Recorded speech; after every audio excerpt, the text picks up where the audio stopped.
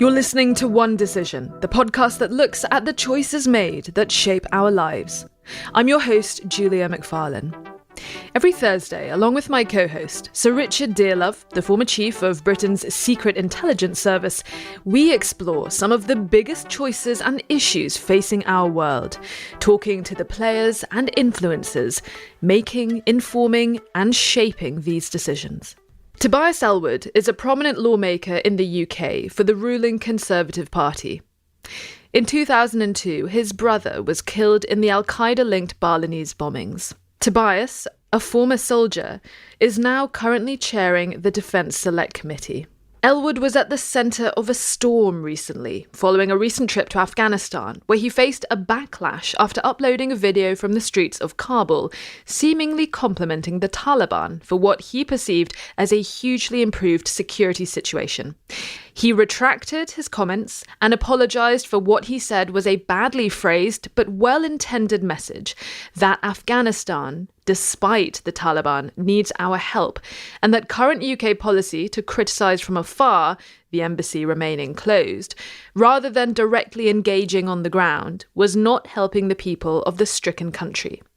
Now, we wanted to sit down with Tobias Ellwood to talk about this, not to relitigate his comments, which he has already said he now regrets, but because in the media storm that ensued, some pretty important issues and questions that he raised got drowned out. Afghanistan is on the verge of collapse. 40 million Afghans still live there, the majority, according to the UN, in abject poverty, ruled over by hardline militants imposing the strictest interpretations of Sharia law. If Afghanistan under the Taliban continues to be treated as a pariah state, could it lead to the kind of conditions where terror groups use it as a safe haven from which to stage attacks against the West again? Tobias Ellwood argues that engagement, not endorsement, is now needed. Let's get right to the conversation. I was pleased to get back to Afghanistan. I'm really sorry that some of my poor communications overshadowed the wider messaging that this is a country that feels very much as if the West has given up on it. It's the sacrifices that we lost, over 450 lost, and what's happening with women and children there as well, the restrictions and so forth. Big questions for the West.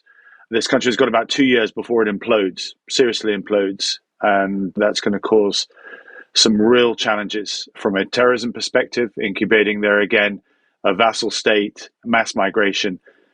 And to take people, I think, from what I saw, to explain, particularly as it's such a raw subject, and there's an absolutist approach as well. Do you dare, entertain the idea that you engage with an organization such as the Taliban that has such a ruthless interpretation of Sharia law? It got the spotlight, not for the right reasons that I wanted to. And these are lessons learned. But, you either recognize and learn from what you've done, or you are beaten up by it and you don't ever go there again. And it's not in my inclination to duck away from difficult questions. And the reasons why I went to Ukraine, in fact, was about uncovering some of the difficult decisions, some of the big challenges, and prompting Britain to play perhaps a greater role than it's currently doing, or we're getting back there, but perhaps as we've departed from over the last 5 to 10 years. You have withdrawn what you said, and as you said, you regretted how you phrased things. You've made that clear, and I don't necessarily want to go into that, but I bring it up because you raised an important issue, which was what you saw on that recent trip to Afghanistan and things that you saw, things that you observed that led you to decide to issue that public call for re-engagement with the Taliban, despite a lot of the problems that still exist, as you mentioned, the ongoing oppression of women and girls, the myriad human rights abuses. So given that we are a couple of years out of the withdrawal, what exactly did you observe that made you feel that the time is now right for a more pragmatic approach to Kabul? I mean, you said just now there's 2 years before it implodes. Why 2 years? Yeah, I mean, those familiar with the previous regime will know that Ashraf Ghani's government was supported. 75% of his budget came from the international community. That has now disappeared. The Taliban know that they can't keep a country such as Afghanistan going, can't look after the 40 million people. Right now, half of all children under the age of 11 are getting no education whatsoever. No education, because the schools don't exist. The Taliban don't have the money to pay for those schools. So this is the tough, very, very tough question we have to ask ourselves. If children are getting no education, or half of them are getting no education whatsoever, they become very easy to prey upon, to then become extremists, to move them into a very, very dark place. And I fully appreciate, I really do, this absolutist approach that the Taliban are just so abhorrent that we should have no truck with them. My brother was killed by an organization linked to Al-Qaeda. And that's what took me to visit the country many, many times over the last decade or so. And I wanted to learn what we were doing there to help those people who absolutely do feel abandoned. There's no doubt about it. But this is a weird silence that you have now where security is very different. And many people who have witnessed war for 3 or 4 decades, I mean, since the 1970s, they've not seen a relative peace like this. And that's the really tough question. I don't doubt it. What I tried to do was to lift a lid on things too quickly. I tried to ask questions which perhaps people aren't ready to, or still angry about what happened. And I fully appreciate that. You learn lessons in politics. What steps exactly do you think we should take? You did mention in that video, we don't have our British embassy open yet. How exactly should we re-engage economically, diplomatically? Give us specifics about what you think we should do. So there are some countries that have reopened their embassies. The EU has got their embassy functioning. The United Nations compound and the head of UNAMA is operating there as well. And wants the international community to engage. Engage doesn't mean to recognize. It's very different here. But what you need to do is appreciate that there is a population here, a country here that the Taliban is not going to be able to support. The economy will collapse.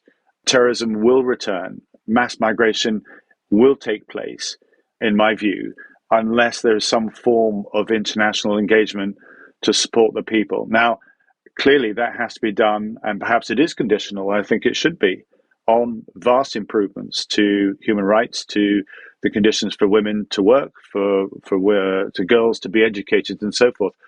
But if you finger wag from afar, if you cut the Afghan aid budget, as we've done, from 300 to 140 million pounds, that shows we have abandoned the country.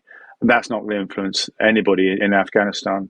I don't doubt that these are very, very tough questions. I was simply saying, by opening the embassy up, then they can have the conversations, learn more about what's going on, and put the issues to the Taliban. How does a female go to a doctor if you're saying doctors can't work? And clearly that is a dilemma the Taliban need to recognize that they're going to have female doctors. They're going to work. And then you start to unpick the fact that there is massive differences in views within the Taliban itself, between the hardliners and those that recognize that a lot of this simply does not make sense. You cannot have half the population not working when there is a requirement to do so simply because of the female way of life. But Tobias, who actually has any purchase with the Taliban? In my experience, the people who might have acted as intermediaries, obviously the Pakistanis have been important, but they seem to, as it were, play the game as a strategic game designed to, promote Pashtun Pakistani interests. If you look at the Emirates, where the Taliban parked themselves during negotiations, I mean, none of these people in the end have really been able to deliver very much indeed. And that's what I find alarming. I mean, the Taliban seem to be, impervious to any outside engagement. And even if you do make progress with them, very often then, there's a deception. I was very intrigued by what you said about drugs production. But I mean, the fact is that the Taliban at other times have used drugs production to indebt farmers and, as it were, to gain money on the international market. And at the same time, they're allowing hunting parties in from the Middle East who go in large-scale transport aircraft, land on country strips, go off hunting rare types of deer and things like that. And then allegedly, some of them are flying out with cargoes of drugs as well. And I mean, none of this has stopped. It's really very catastrophic. The country is full of paradoxes such as that, but certainly because there is no war. So this isn't a credit to the Taliban. It's simply a credit to the fact that there is an absence of war. So security is different. Opium production is down. That is due to the Taliban making it very clear that they've illegalized this, partly because I understand the figure I was given. If it's true or not, I don't know. But 1/6 of the adult population is suffering from addiction, and they have no capability. This is where the NGOs come in to be able to support those people who are absolutely addicted to all sorts of opiates and things like that.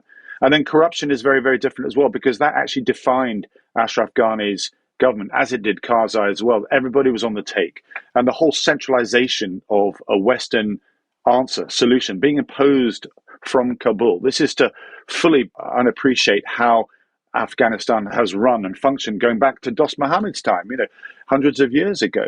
So what's happened is that there's been an opportunity for the real Afghan people to start, the Afghan farmers and so forth, to move on to other crops that then now have a market that they can actually sell, because people feel safe to be able to carry their goods, their produce, to different parts of the country. Now, the big questions, therefore, from the West is why weren't we able to do the same thing? So, and it's simply because the security is so much different. I think it's right that you raise the issue of corruption. There have been a lot of reports that corruption has fallen since the takeover of the country by the Taliban. The exchange rate has stabilized, inflation is under control. And part of this, I've read, is due to this very, very tough stance that the Taliban have taken, the threat of Sharia law punishments, including hand amputation, which is unsurprisingly doing a great job in deterring customs officials from taking bribes. The World Bank said recently that the proportion of businesses that bribe customs officials is down from 62% to 8%, which is quite extraordinary.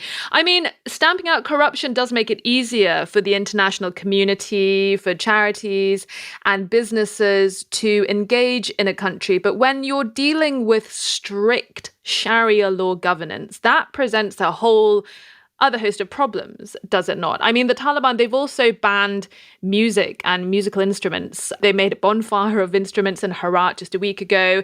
There is, of course, the closing down of all the hair and beauty salons in the country. You've already raised the fact that half the population, women and girls, have been locked out of the economy.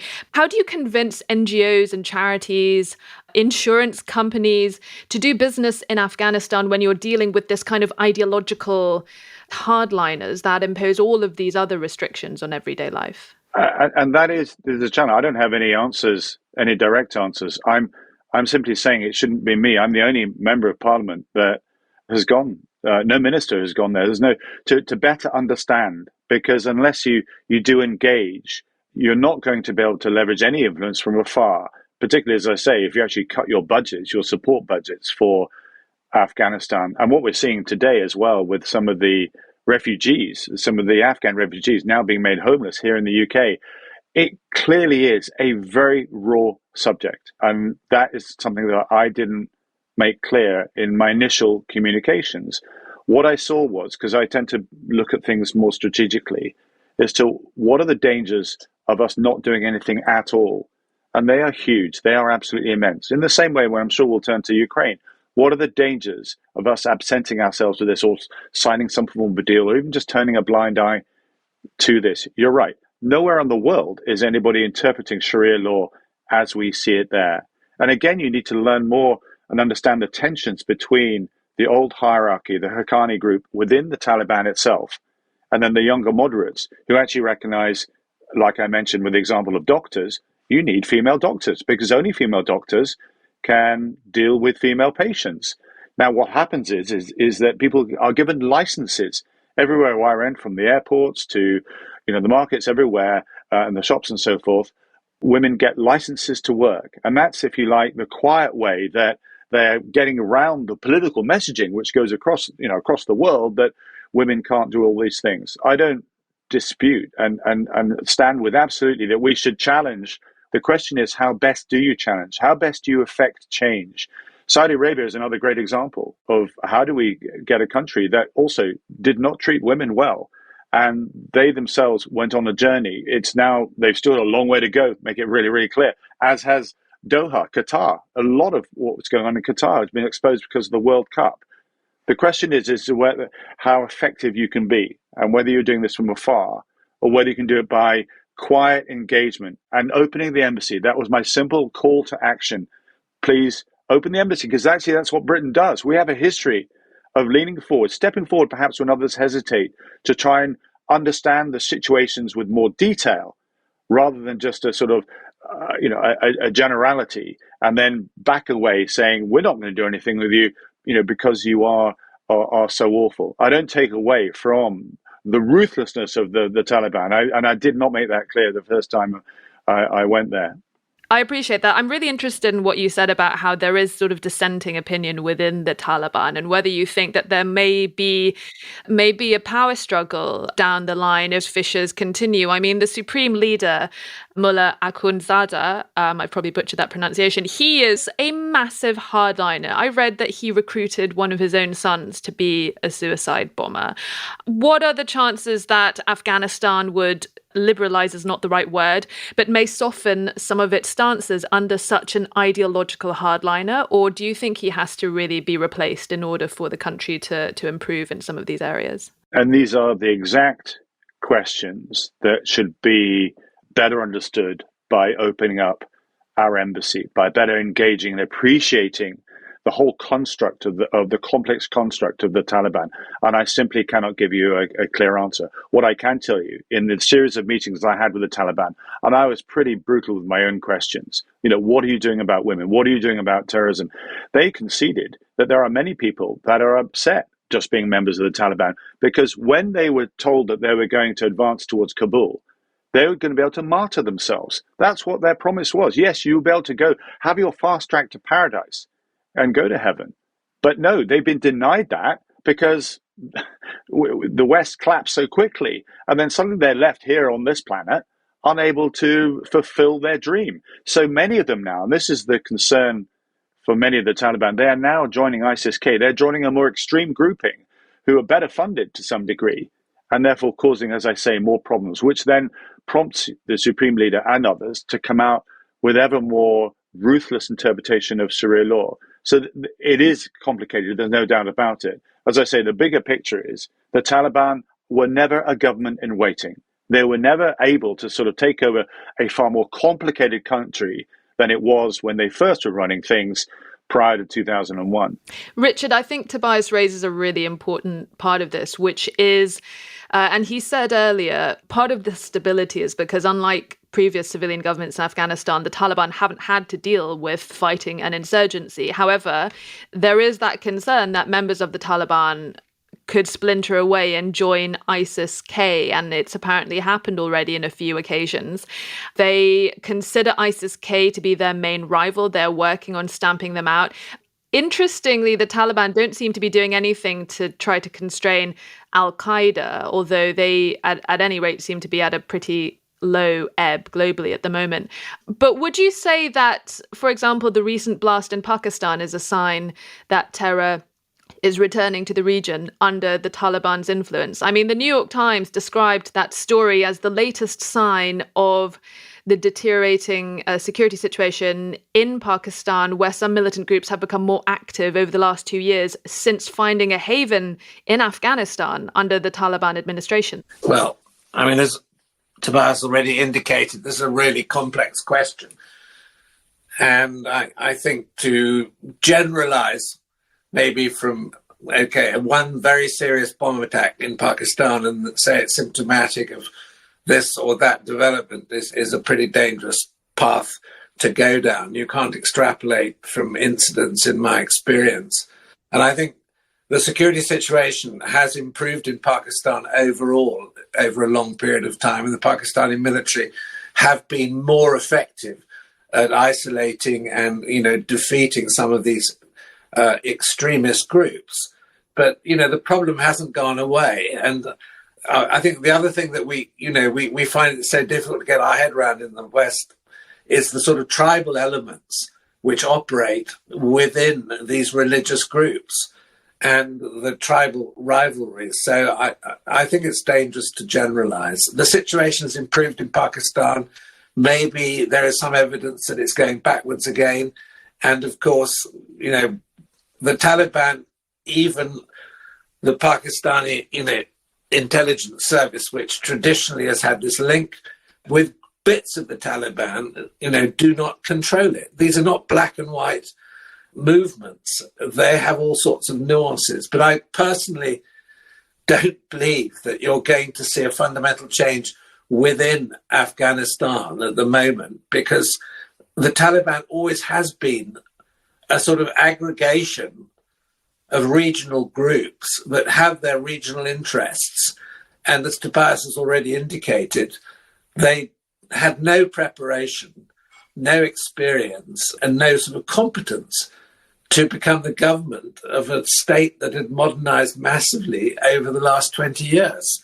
And I mean, that's really part of the problem. I mean, you have a medieval religious movement which is based on local loyalties and, dominant local figures trying to run a complex country. I mean, it's a recipe for complete disaster, and that's the disaster we're experiencing. I agree with Tobias in one way. I mean, his basic thesis that we should try to engage, that being isolated and detached isn't doing anybody any good. We need to understand what's happening, and if we can reopen the embassy on the ground, so much the better.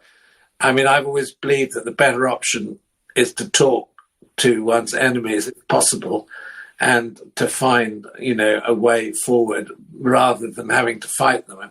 And there's a sort of basic logic and common sense about that. Tobias, on the withdrawal, in 2021, you wrote in an op-ed for The Guardian, amid 2,500 US troops with Allied support enabled Afghan forces to hold the line and to contain the conflict. Yes, it was messy, certainly no blueprint on how to successfully nation build, but by staying, we offered assurance and advanced stability and defended our values. The folly of our withdrawal and ceding Afghanistan to the very insurgency we went in to defeat has not only unleashed another dark chapter in this troubled nation's modern history, but also is confirmation of just how weak the West has become in shaping our world for the better. A pretty searing indictment on the decision to withdraw. It was a decision that President Biden made not to keep a small contingent there, going against the advice of his military generals at the time. Do you blame President Biden for the mess Afghanistan is in today? Obviously, it was his predecessor, President Trump, who signed those agreements with the Taliban in Doha a few years ago, but he could have kept a small contingent in the country, as you said. How much blame do you ascribe to his actions? To him personally, I mean, don't forget, President Biden then endorsed the very same policy. I think it's a reflection of the West, which was my final comments that you read out, of just how weak the West has become, how risk averse we've become in standing up to defend what's important to us, to understand the world around us, to help shape the world as a force for good. It became politically expedient for President Trump to announce to the American electorate, we're withdrawing, troops are coming home. That wins votes, rather than going the more complicated route, which will be explaining why we needed perhaps to lean in and better understand Afghanistan. I would, as I hinted in that bit you read out, the modeling of what we did to rebuild and stabilize was flawed. I touched on it before.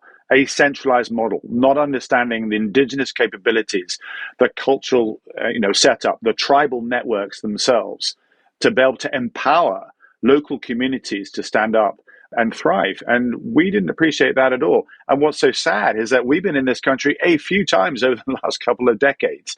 I went to the cemetery in the center of Kabul, really moving, to go in and see the graves of those fallen from previous campaigns, but also on the wall there, more than 450 names of British armed forces personnel killed in that effort to try and stabilize a country. But President Biden, how much blame do you think he shares in all of this? Well, again, he then endorsed, because the electoral processes are how you win elections now, to explain the bigger picture, the longer term consequences, the reason why you need to lean into these things don't win votes. I mean, go back, look at the map of the world, of where we've jumped into and then jumped out of.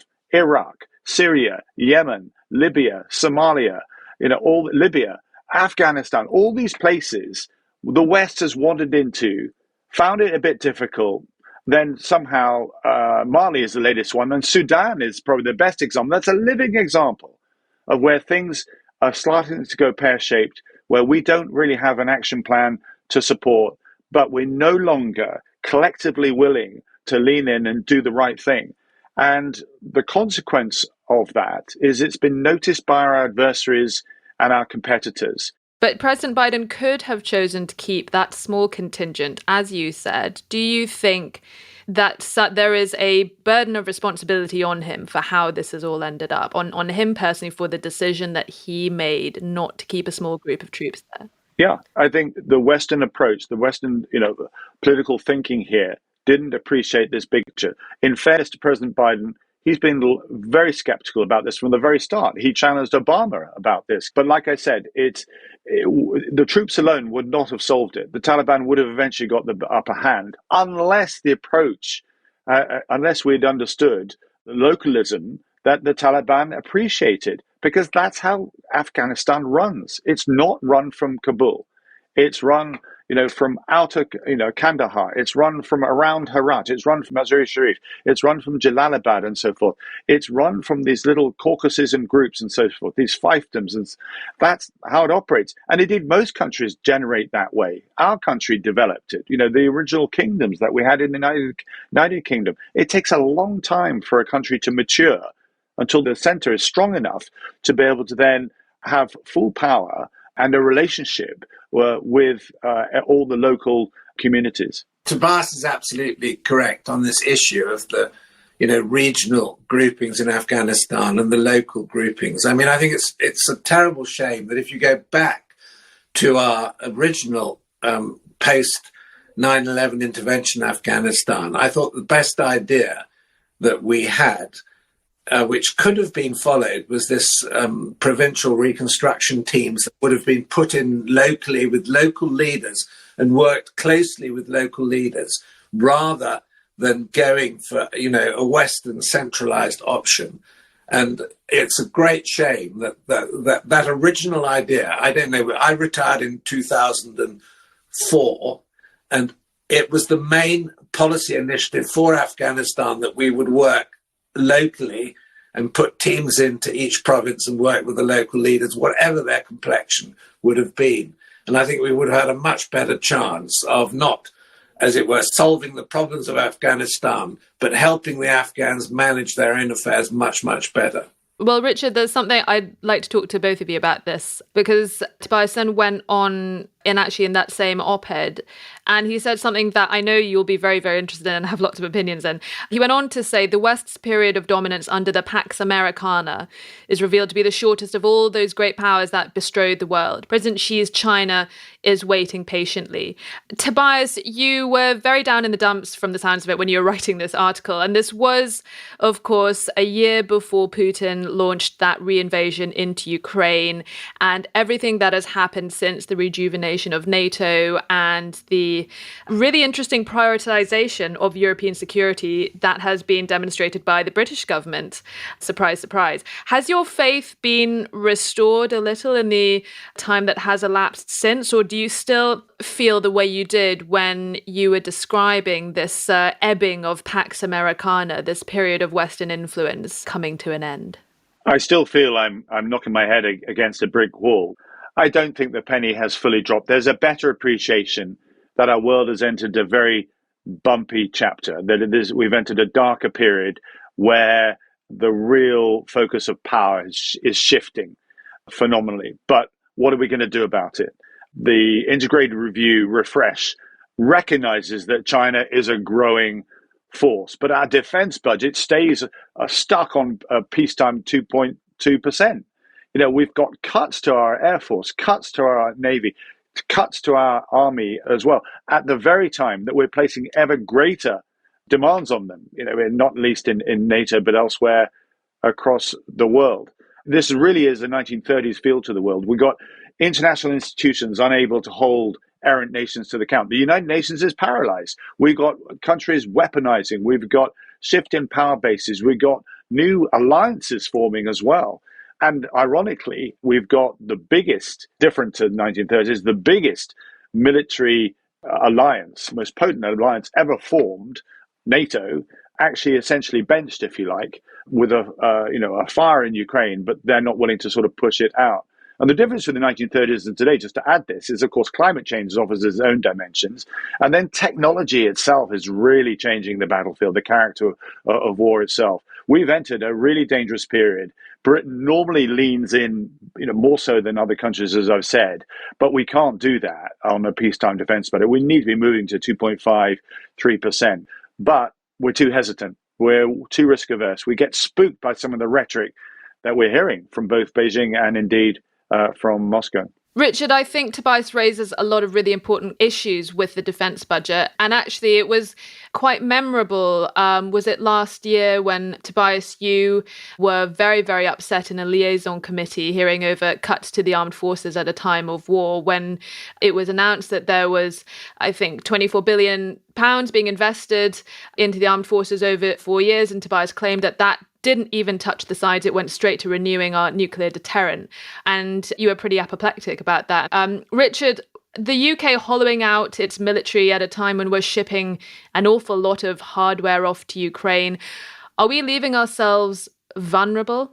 Of course we are, and I'm in the same boat as Tobias. Maybe there are nuances between us, but look, what Tobias is saying is spot on. We need to have a much larger defence budget in the UK. I would say actually we should be spending above 3%. We need to rethink our strategic position. And, we need to work hard on relationships with our allies as well. We can't do this on our own. We can make a contribution to do it on our own. I mean, global Britain, in my view, if you accept this concept, it should have a larger navy. The war in Ukraine shows us that we need boots and armour on the ground. We need an air force which is increasing in size and capability. We need to be investing in the special relationship with the United States. We need to be taking a lead position in NATO. We need to think about how we deal with France and Germany, who are reluctant in terms of, the French have done something recently to improve their defence budget. The Germans have spoken a lot about increasing their defence expenditure, but aren't doing anything. And this is as important as the National Health Service. The problem is it doesn't win votes, and somehow our political classes, Tobias has the good fortune to be part of that and has some influence. I just shout from the sidelines, need to get real. We have a big problem on our hands. That's expressed at the moment by the behavior of Russia in terms of European security. But behind Russia, we actually have a bigger problem, which is our relationship with the Chinese. And I begin to see some very sensible articles being written in the national press about the seriousness of the Chinese threat and China's capability, having invested an awful lot in technology, and we've had this benign attitude towards them, and we've allowed them to get a footing in our economy, which we're now beginning to question because of the dangers inherent in that. The parallel with the 1930s is perhaps a good one. We've got to rethink this, and we need, if you want to live in a peaceful world, prepare for war. Tobias, you were recently on the ground in Ukraine with Richard a few months ago. I wanted to just put to you some comments from our guest last week, who is Senator Sheldon Whitehouse. And he sort of intimated to us that people in the know in the US, in Ukraine, had sort of hinted to him that what is being described as a sort of a stalling in the current counteroffensive, the Ukrainian counteroffensive against Russia, was more of a strategic one than any kind of failure of pushing forward on their part, that they're being quite strategic. They are poking holes, looking for gaps in the Russian defense. I think there's a very plausible theory that the Ukrainians have a strategy right now to test the zero line in multiple places, to stress the Russian forces along multiple areas along the zero line. And if that's the theory of what they're doing, then it's not really appropriate to criticize them for having a stalled offensive. This is part of the offensive planning, the testing, rattling the Russians' cages, making them run their people all around. When they do respond, using cluster munitions to weaken the troops at the front lines. I just wanted to get your thoughts on that assessment, if that rings true to you, and what you make of the situation on the ground from what you've heard so far. Yeah, I mean, I know Sheldon Whitehouse met him at the Munich Security Conference. I remember comparing notes on this. There is this, I think, perhaps Hollywood movie view of this that maybe spurred on from the Gulf War. If you remember, a modern version of a blitzkrieg using superior weapons, and you're able to blast through enemy defenses, and it's all over pretty quickly. This war is very, very different indeed, and it's we're dealing with a long battle line, a contact line, for which, as you were describing, the Ukrainians have been probing, looking for weaknesses, working out where to go. Now, the obvious place to attack was not far from south of Dnieper River, near the nuclear power stations in the south, because then you could then break the Russian forces into two, because the Sea of Azov sits behind them. The flooding of the Dnieper Dam prevented that from happening. We need to be patient. We need to recognize that this may be 3 or 4 phases to this. In the same way the D-Day landings didn't provide a sudden end to the Second World War, but there was Operation Market Garden, there was going across the Rhine, there was Berlin as well. I mean, that was obviously a much larger event. But likewise with this, with the equipment that they've got, having to learn how to use the upgraded NATO standards as well, this will take some time. And the question is, and Putin knows this, as to whether he can drag this out to be a frozen conflict. That's what he's actually hoping to see. He was hoping that Ukraine cannot win a long war. Now, actually, what's happened with Prigozhin and the Wagner group and so forth is actually there's time pressure on Putin as well. But ultimately, I hope that we can show that sense of patience and commitment to the Ukrainians, because the bigger picture here is so important to recognize. If Russia is able to somehow gain a frozen conflict, they will simply allow the space, the time, to regroup, rearm, and do it all again in a couple of years' time. And that has to be the underlying message to the Americans in recognizing that an unstable Europe will have wider economic consequences across the globe, and also focus our minds in the West, in NATO countries on this side of the Atlantic, to say all the more reason why we have to stand up to Russia. Otherwise, as I say, they will return to type. This is what Russia has done over the last numbers of centuries. It's a bit like that game of Risk. If you've got the green space there, it's a big area to defend. The best way to defend is to attack. And Putin wants to advance his influence over the Slavic areas of Europe to rekindle that sense of influence over the old Warsaw Pact areas. That's what we need to recognize, and therefore remain committed to the Ukrainian mission. Tobias, thank you so much. I thought that was really, really fascinating. Let me just say, in conclusion, Tobias, I thought it was a courageous thing to do, to go to Afghanistan, and essentially the right thing to do. That's it for this week's episode of One Decision. We drop new episodes every Thursday. Like and subscribe so you never miss an episode. Drop us a line. Tell us your thoughts. What decisions have impacted you and where you live? You can write to us. Our email is onedecision@onedecisionpodcast.com. From me and the team, thank you for listening, and see you next time.